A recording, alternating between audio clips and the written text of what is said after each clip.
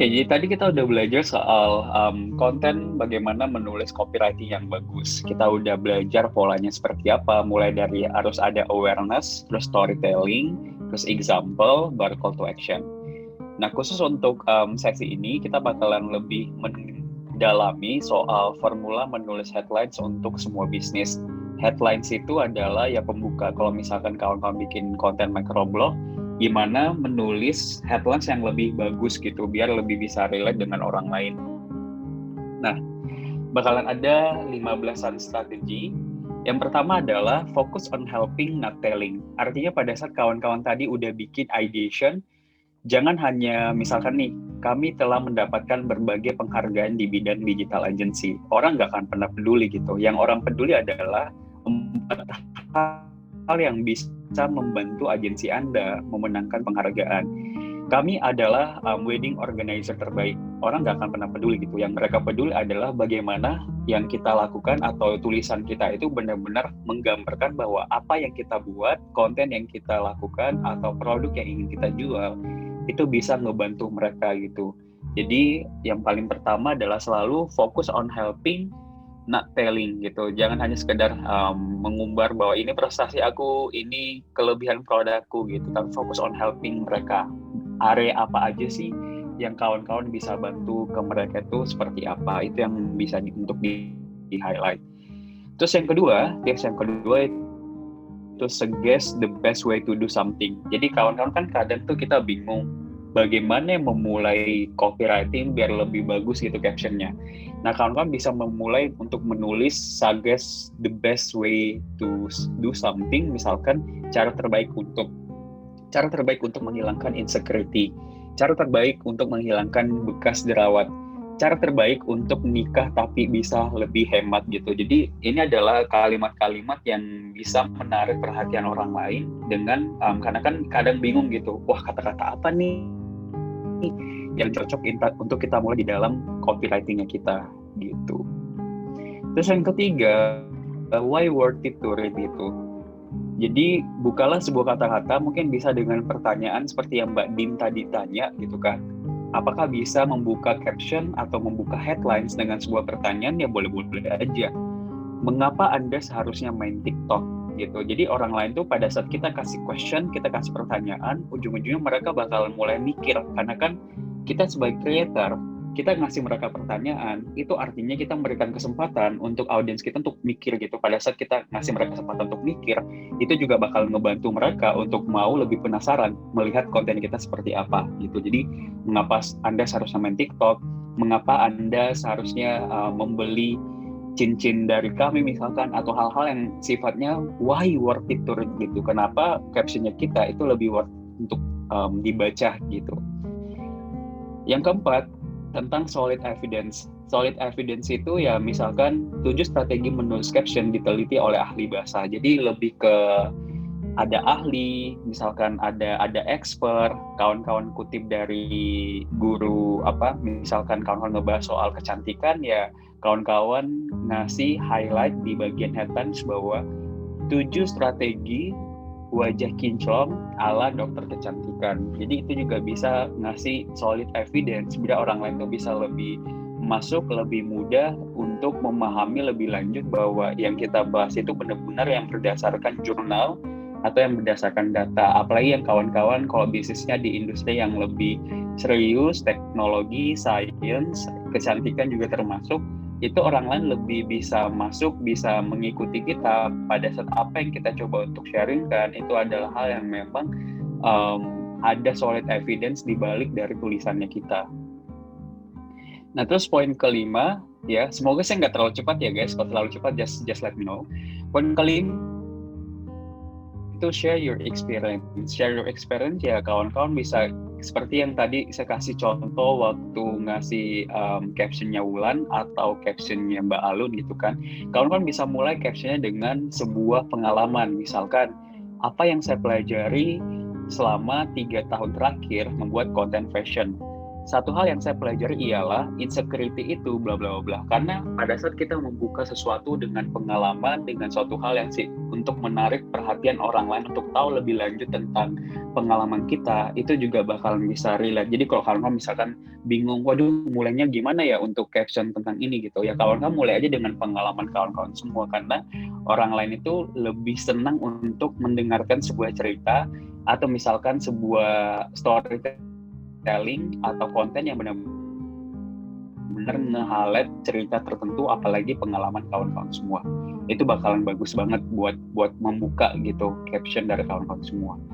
Rule number 6, avoid clickbait ya, walaupun misalkan clickbait banyak banget di sosial media di luar sana, tapi kita sebagai seorang pebisnis tetap harus highlight, tetap harus paham bahwa hal ini sebisa mungkin kita harus hindari gitu, karena ujung-ujungnya banyak yang bilang yang paling penting viral, banyak orang datang di Instagram saya gitu kan, tapi pada saat kita clickbait ujung-ujungnya value kita nggak align dengan konten yang viral itu, ya orang juga bakalan nggak follow gitu, orang juga nggak bakalan lanjut ke konten kita pada saat yang kita highlight itu adalah clickbait.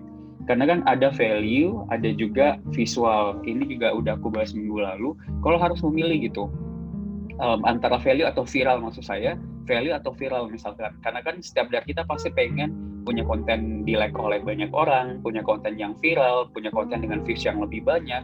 Tapi pada saat kontennya udah viral, itu bakalan mengarah kemana, itu yang harus kita tahu gitu. Pada saat udah viral terus orang-orang yang datang itu adalah orang yang random, kita justru nggak tahu insight dari Instagram kita bakalan mengarah ke arah mana, ya ujung-ujungnya nggak bakal bisa banget gitu untuk kita kelola gitu. Makanya sebagai copywriter kita harus paham bagaimana benar-benar nggak hanya soal viralnya, tapi value yang ingin kita bahas itu seperti apa. Tapi cover kalau misalkan saya pengen ngebahas sesuatu hal yang lagi happening dan itu memang lagi viral, apakah saya bisa tetap sisipkan value saya gitu? Jawaban saya tetap bisa kawan-kawan sisipkan value-nya. Yang paling penting kawan-kawan paham bahwa value yang kawan-kawan itu tetap bisa masuk gitu dengan apa yang lagi viral. Karena jangan sampai misalkan kemarin yang viral itu kan Bu Tejo ya kalau nggak salah, film lupa nama filmnya yang dari Jogja itu.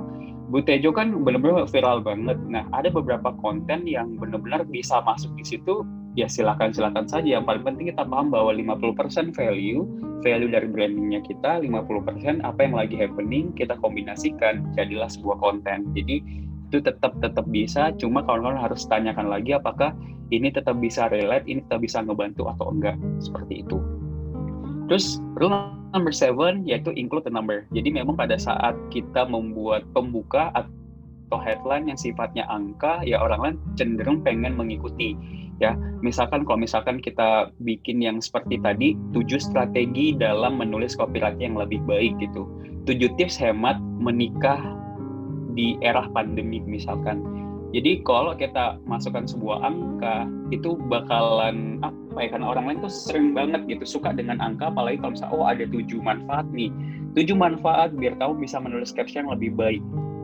Tips ke-6 itu adalah satu hal di luar dari ekspektasi saya misalkan, itu pasti menarik perhatian banyak orang dan orang lain bisa lebih paham bahwa aku pengen tahu lebih lanjut nih soal 7 manfaat ini. Jadi kalau kawan-kawan bingung mau mulai dengan apa, bisa juga memulai dengan sebuah angka, karena ini juga ngebantu juga kawan-kawan dalam membuka captionnya gitu. 7 angka, 7 tips, 7 cara, 7 mindset. Ya nggak hanya angka 7 sih, jadi bisa 10, bisa 5, bisa 2, 3 tips dan lain sebagainya. Yang ketiga yaitu question, ya seperti tadi yang saya highlight, gak apa-apa banget kalau misalkan kita membuka captionnya kita, membuka headlines-nya kita dengan sebuah pertanyaan.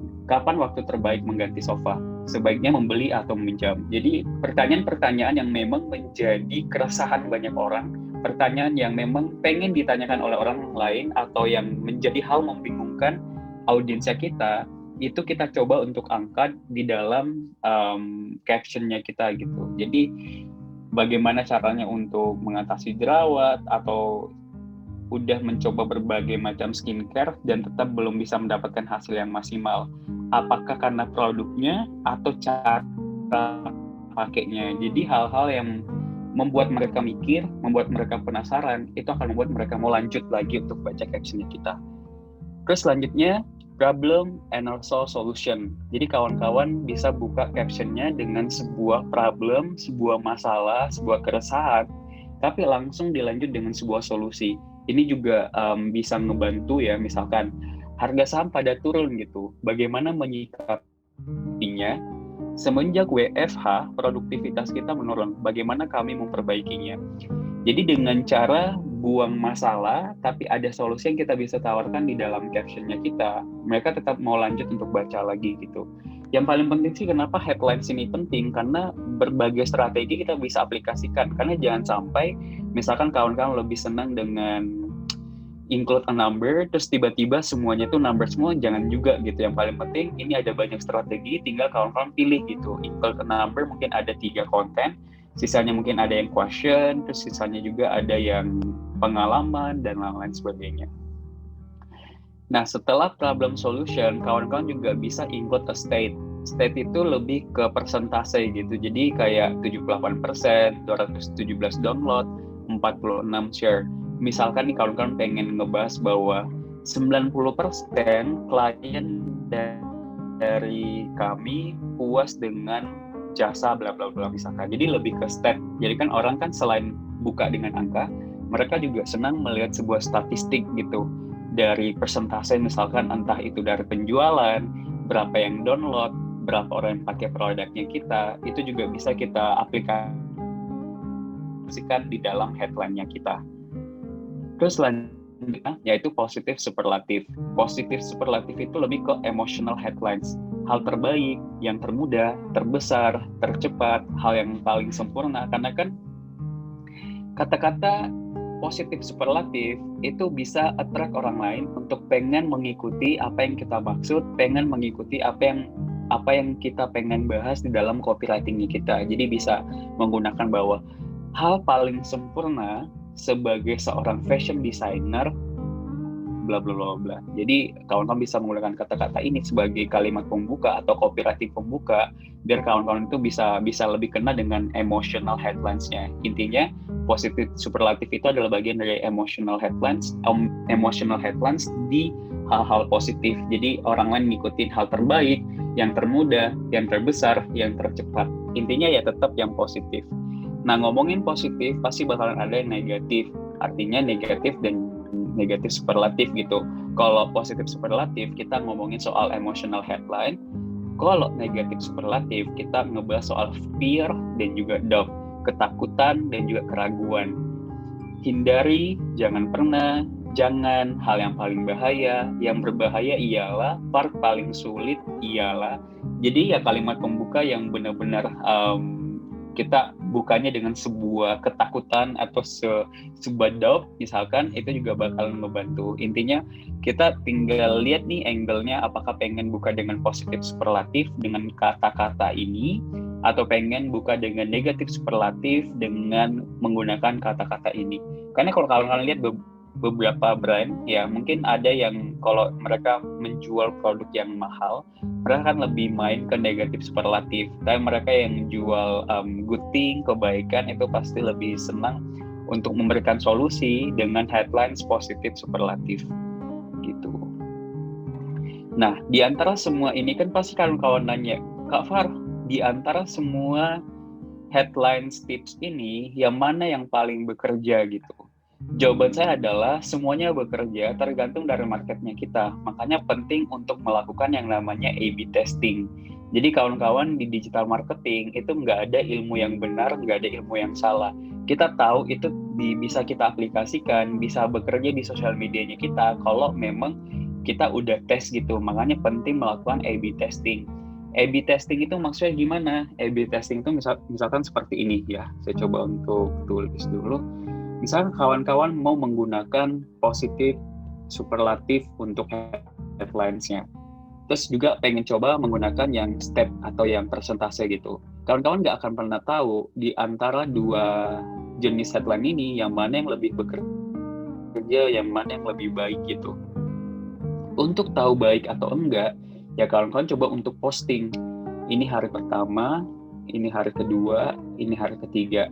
Coba bikin berbagai ini yang positif superlatif, terus yang ini yang step, kalau ini yang lebih ke experience, yang tips yang pertama, kawan-kawan coba untuk posting gitu. Yang mana responnya paling bagus, ya kawan-kawan coba untuk memperbanyak konten-konten yang memang respon dari audiens itu lebih bagus.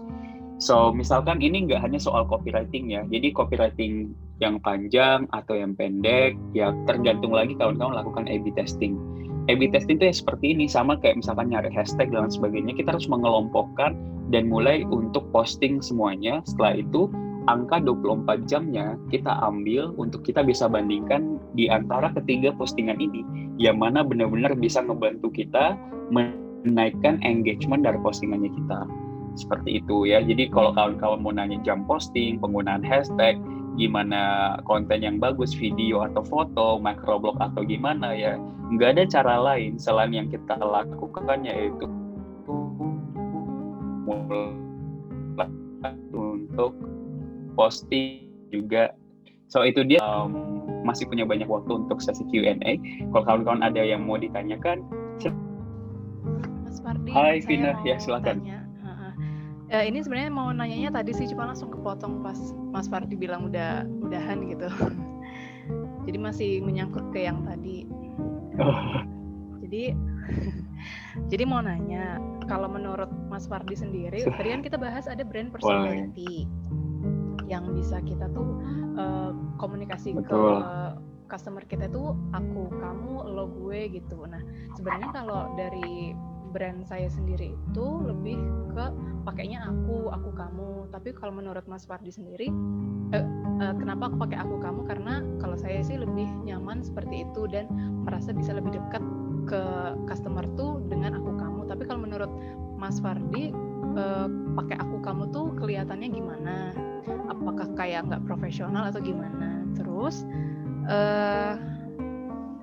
ini Mas, saya tuh rencana pengen menjual produk baru, tapi saya tuh pengen mempromosikannya itu di brand saya yang sekarang kan saya jual baju second hand tuh, tapi saya pengen menjual masker organik. Nah, kalau misalnya saya promosiin di brand saya yang sekarang dan biar mereka tertarik tuh kira-kira gimana, karena kan beda tuh produknya. Terus pengennya tuh jadi kayak kan nama brand saya tuh Komokun. Nah, terus jadi kayak Komokun ini nanti kayak punya beberapa produk yang beda-beda tapi kayak dalam satu brand gitu. Nah, kalau menurut Mas Fardi itu sebaiknya untuk nama brandnya sendiri itu disamakan tapi dengan ada yang berbeda, misalnya Komokun Beauty misalnya, atau nama lain gitu. Terus gimana sih cara mengajak customer itu agar apa yang kita post itu tuh mereka respon gitu, karena kalau dari yang saya lihat followernya brand saya itu masih nggak terlalu interaktif, maksudnya nggak terlalu responsif gitu. Jadi kalau misalnya saya update story kayak misalnya pakai polling atau question box, itu mereka masih dikit yang yang respon. Mungkin dari materinya, maksudnya untuk dari apa yang dibahas mungkin kurang menarik. Tapi kalau menurut Mas Fardi itu gimana? Oke, banyak ya pertanyaannya. Nggak apa, lebih bagus biar kita bisa langsung analisa dan teman-teman yang lain juga tetap bisa belajar. Thank you pertanyaannya. Ya, so yang pertama adalah brand personality pada saat yang kita pakai itu adalah aku, kamu gitu. Apakah itu terkesan nggak profesional atau gimana?